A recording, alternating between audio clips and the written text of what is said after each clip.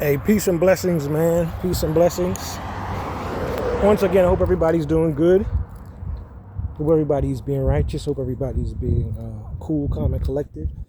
And just enjoying the ride, I guess. While the ride is still working.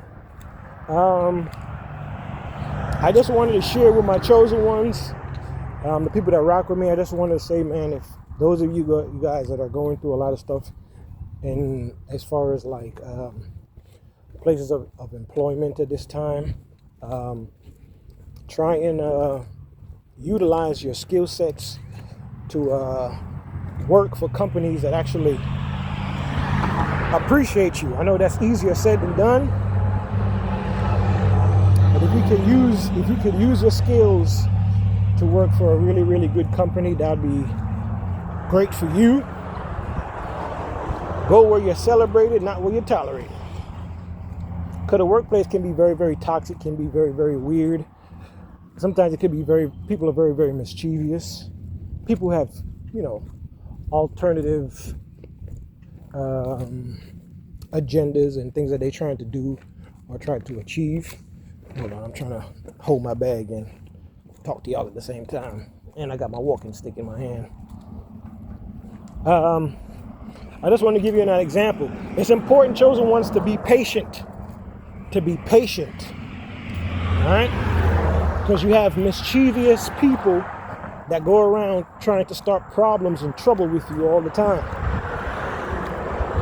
All right? And you got to be mindful of your surroundings. Because you never know. All right? You never know. Give y'all a quick example. I was in the military. You guys know that. I'm a veteran. My time in the Army showed me aspects of discipline and integrity, uniformity, all that stuff. Tidiness, appearance, all that good stuff. You know what I'm saying? In the military, you try to be as sharp as you can. I remember when I first got in the military, we had to shine our boots all the time. I want to say a big shout out to my drill sergeants. My drill sergeants, I held them in high regard because they were, the first instructors that I've ever dealt with in a military capacity. And I like the way they operated. They were very, very serious men. They didn't joke with us. And I mean that, like literally. I'm not gonna say I wasn't afraid. I wasn't afraid of my drill sergeants, but I respected them, right? And they didn't joke with us at all. I went to Fort Jackson for basic training. They said that Fort Jackson was called Relaxing Jackson. It wasn't relaxing. It was far from relaxing, right? Because I think some of the drill sergeants or drill instructors, when they heard that, they had a chip on their shoulder. So to my drill sergeants, Drill Sergeant Hall and Drill Sergeant Kruger, I'll never forget you guys. You guys to me you guys were the epitome of the military. When I looked at structure, somebody that was smart, intelligent, knew their job, knew how to instruct others, knew how to lead others, you held a high bar in my mind. So Drill Sergeant Hall and Drill Sergeant Kruger, I want to thank you. I salute you. And because of you, I wanted to be an NCO. Drill Sergeant Kruger was our senior drill sergeant. He was an E7. And Drill Sergeant Hall was our, I guess you could say, like our assistant drill sergeant or platoon sergeant, whatever. Right? So we had an E6, we had an E7. And I held them in high regard because they were high speed and they were just, I don't know. As far as military stuff, you just know who's there's a saying, you know who's who and what's what, right? And they knew their stuff. So I wanted to be an NCO because of them, right? Because I had a lot of respect for them. So what I did was, once I made NCO, it took me a long time because I was always going back and forth whether or not I wanted to stay in the military for a long time. I wanted to get out initially after my first contract, but I decided to re-enlist because of different circumstances and a lot of stuff going on, and I did. And I stayed in a lot longer than I wanted to. But it worked out. I'm in somewhat of a good situation now, so I can't complain too much.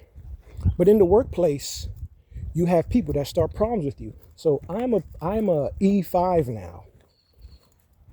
This is a quick story. I'm an E5 now in the Army. All right. I can't remember the NCO's name. I think he was an I want to say he was an E6 because I was an E5 at the time. So I kind of had like my own squad. So when you're in the military, you know, you have your platoons, then you usually have your platoon leader, which is usually like a butter bar or a lieutenant, whatever. Somebody's fresh out of college, fresh out of military school and all that good stuff, right? Then you got your platoon sergeant. Usually it's an E6. Usually it's an E7. Sometimes an E6 promotable, meaning that he's in the process of getting promoted. All right? I can't remember the NCO's name. I think it was, God, I can't remember his name. But he was an Hispanic NCO, right? And this is no disrespect. Like I said, to my people around the world, I have no racism in my blood. I dislike the concept or the thought of me disliking somebody because of their color. That's not a real thing. I grew up in the melting pot of New York, right? I had friends of all shades, all colors, all right? I didn't have time to worry about racism, all right? The school I went to, in elementary school, our principal, he spoke several languages. So when we have like ceremonies, and this is Hamilton Elementary School, do your research, Mount Vernon, New York. My principal at the time, he spoke several languages.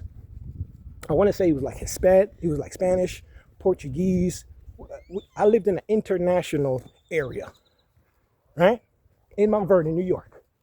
But most of New York is like that, as far as the city anyway. It's a big melting pot. Right? So I have nothing against nobody. But this was a Hispanic NCO, and he had a problem with me. I didn't know what his problem was with me, but he had a problem with me. Right? I've been going through this most of my life. This is why I understand the chosen one stuff. But I just want you guys to understand, to be patient and calm in the workforce or in the workplace. So I'm a team leader. This E6, he's a troublemaker. He has nothing to do, apparently. Right? He used to like writing up counseling statements for soldiers. I could tell you guys so many funny stories. When I was a young soldier, I was stationed at Fort Stewart at the time. I just got to Stewart, so I was still learning the base. I'm still learning locations and sites where, you know, sometimes the platoon will go to different places to meet up for either physical exercises or physical training, I should say, whatever, right? So sometimes I'll be running late because I didn't know the area, right? We trying to explain to the NCOs at the time, hey, I didn't know the area. This is when I'm younger. This is not me as an NCO. This is me at Fort Stewart when I was a young soldier, E4, a specialist, right? And NCOs used to try to write me up all the time for being late. I'm like, listen, I don't know the area. I'm still learning it. Please forgive me. So they give me counseling statements. And I used to read the counseling statements, right? And I used to give it back to them. I used to say, listen, this grammar is wrong. This spelling is wrong. I used to do it all the time. Ask about me. My name is Burke. First name Gregory. Ask about me. Go to Fort Hood. Ask about me. Go to Fort Stewart. Ask about me. Go to Fort Bragg. Ask about me. I didn't take mess from nobody. All right? I used to hand back paperwork to them all the time. I used to like, hey, you need to go redo this. And this was an E6 I was talking to as an E4. All right? It's me. It's the kid. All right? So me as an E5 now at Fort Bragg, I have a knucklehead, stupid E6, And this is no disrespect, once again, like I said, to his heritage or his culture, but he was a troublemaker. And that's the difference. We have to realize that there are troublemakers amongst us, chosen ones, that sometimes try to cause problems for you. Oh, I'm blabbering on. Here's a story. So my soldier was supposed to go to the range that day. That is what we say, that's his place of duty, right? That was his place of duty, to go to the range and to qualify with his weapon, all right? In the military, they always say readiness, readiness, readiness. So you got to have all your vehicles ready, check. Weapons ready, double check, right? And your soldiers are trained and prepared. Check, check, check, check, check. All right? I'm a servant of the Most High. The Most High has checked every block. Trust me. I can't wait for y'all to see the chariots. So this E6 put it upon himself to tell my soldier, who is not even in his squad, in his ranks, right? He told my soldier to go home for the day. It was my fault, because I should have checked on my soldier. That's the only mistake I made. But this is one of my soldiers now that I know, right? This is not somebody that just came to my squad or just came to my team. I know him. And I loved all my soldiers. I took care of them as much as I could, right? So toward the end of the day, in the military, you have late days, right? So we were there. It got dark.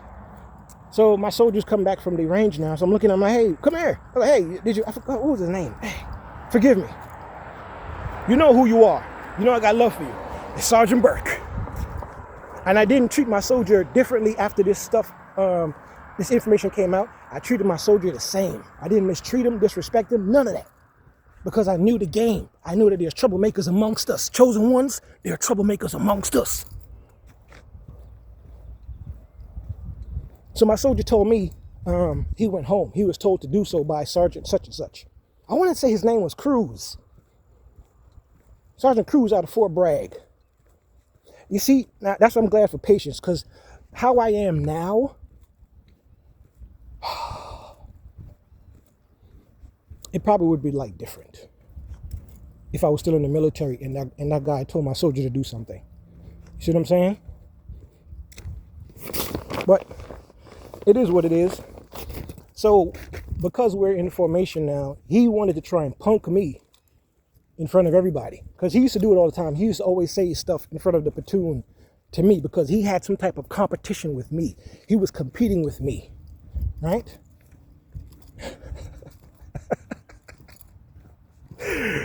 So he was like, yeah, I told your soldier to go home. I told your soldier to go home. I wanted to see if he was going to check on him.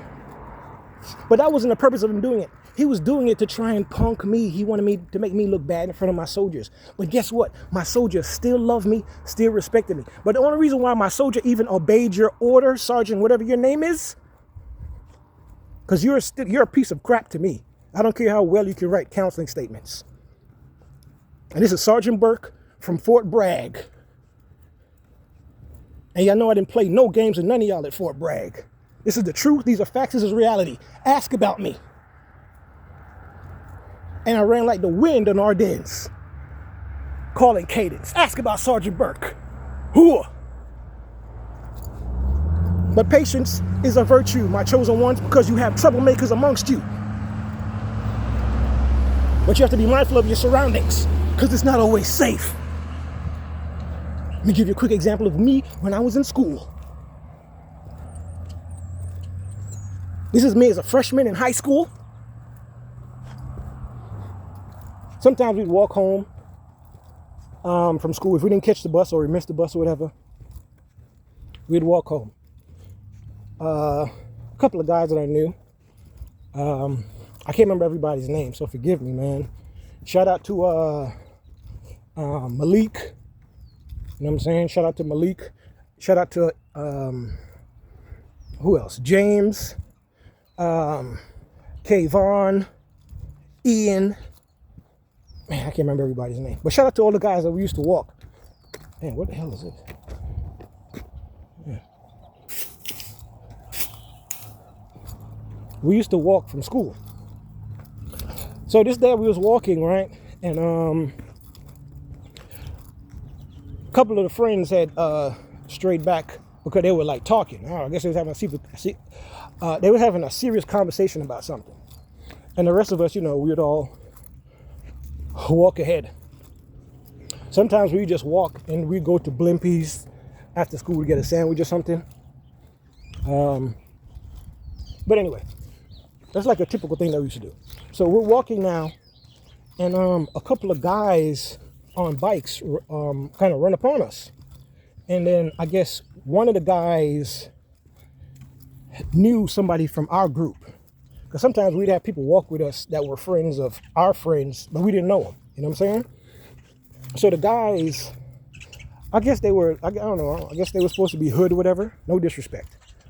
So they was talking about how they was going to rob us. Let me tell you this. When I was in high school, I was like a punk. Meaning I was kind of scary because I didn't know anything and I was just trying to behave myself and not get in trouble. Right? Because I was kind of scary. But I had nobody punk me in high school. Nobody. They tried. There was attempts. But nobody punked me in high school. I was glad for that. Right? It might have been the fact that I was Jamaican. And at my school, there was a lot of Jamaicans. Shout out to all my yard man. Shout out to all my yardies. Seeing? Serious thing. So the dude said they was going to rob us, right? So I'm thinking to myself, oh man, these dudes finna try and rob us. I guess we're going to have to beat these dudes up. In my mind, that's what I'm thinking. And at this point, I never really got into no fight. I've got into like scuffles, like wrestling matches, you know what I'm saying? I used to even wrestle with my friends. We used to wrestle sometimes just to see who was stronger. You know what I'm saying? And this is when the story gets interesting. My friend Kayvon, I don't want to put too much light on him. Salute to you, Kayvon. But Kayvon was a yard man. All right? Had an accent and everything. And he was crazy strong. He was a little bit older than us because I think he graduated a year or two before we did. So he was a little bit older. But he was cool. He was one of our friends. We knew him. You know what I'm saying? But he was a serious dude. Like I said, he's fresh. He's fresh from the islands. I'm not trying to be disrespectful. I left Jamaica when I was young. Right? And I guess he left Jamaica in his teenage years. But he was a rugged dude. He was serious. Can't even lie. So this dude's talking about how they're going to rob us. And as they're talking, my boys that was straight back a little bit, they started walking up. So the dudes was talking how they're going to rob us. And I'm just looking. Because I really don't care. I wanted to see what happened. So he was like, man, you sure we can't rob none of these dudes? Okay, he's looking at his other friend. He was like, leave them alone. He's like, you sure? And it's these two dudes, right? And one of the dudes is like, man, you sure we can't rob them just to get some dollars, get some money? And then they rode off on their bikes. One of my boys, I'm not even going to put him out there, but one of my boys, let's just say he was prepared for the situation, right? So he was creeping up and he had seen and he had peeped what was going on. Now, these two dudes on the bike, I'm going to be real with you, God saved their lives. I say to you again, God saved their lives. Because they would have lost their lives that day. They weren't paying attention to their surroundings. They were overly confident. They thought they had it. But they didn't even know. My man was right behind them the whole time.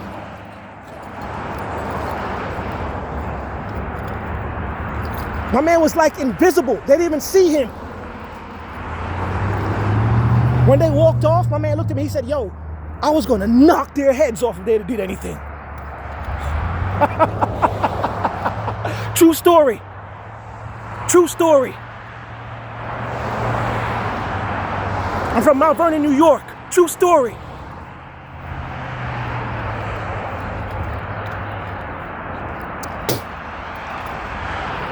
My man was invisible. They didn't even see him.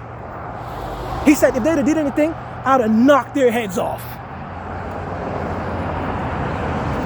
So situational awareness is important because a lot of people think it's sweet and a lot of people think that they got it.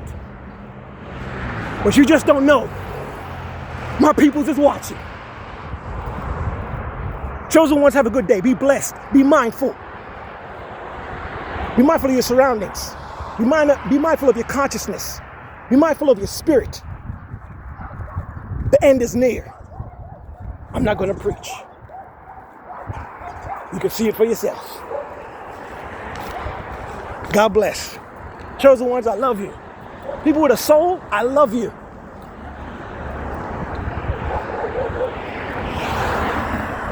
Shut up, you stupid dogs. Barking for no reason. Shut up. All right, y'all be good, folks. It's the kid. I get up. 1.